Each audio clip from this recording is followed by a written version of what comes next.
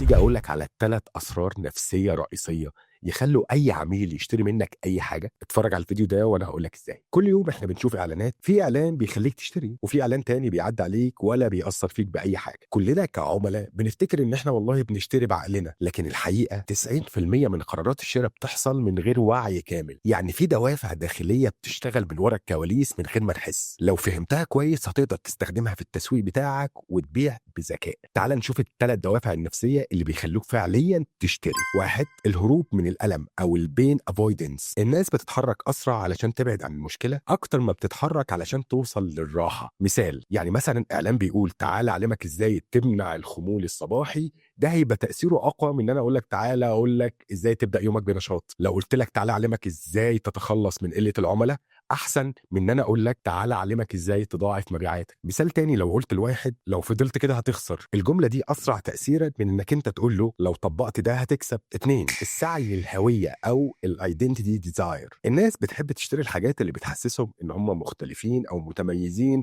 أو إن هم نوع معين من الناس مش زي الباقيين. يعني مش بس بيشتروا المنتج أو الخدمة اللي أنت بتقدمها، دول بيشتروا الإحساس من ورا الشرا ده. استخدم الحتة دي في إعلاناتك، يعني مثلًا تقول لرواد الأعمال الجادين فقط، لكل صانع محتوى حابب يزود وصوله للناس. 3 الخوف من الفرص الضايعة أو زي ما بيقولوا عليه الفومو fearing of missing out. الناس بتكره إحساس إن في فرصة ضاعت منهم حتى لو مش جاهزين لها دلوقتي. استخدم الحتة دي بذكاء، مثلا العرض ده هينتهي بعد 48 ساعة، احنا عندنا عدد محدود بس من الأماكن. دراسة من CXL بتقول الإعلانات اللي بتحتوي على عناصر من الفومو بترفع معدلات التحويل أو الكونفرجن ريت لنسب أكتر من 300%. لو حابب تعرف تعمل ده إزاي، اعرض المشكلة، اربط الهوية، حفّز بالفرص. وده مثال علشان تفهم الموضوع أكتر. لو أنت مثلًا صانع محتوى ولسه مش عارف إزاي تكسب من ورا الجمهور بتاعك، أنت بتضيّع فلوس كل يوم، ودي المشكلة. مثلًا هتقول والله أنا عامل الكورس ده للناس اللي عاوزة تبني اسمها وتكسب منه، وده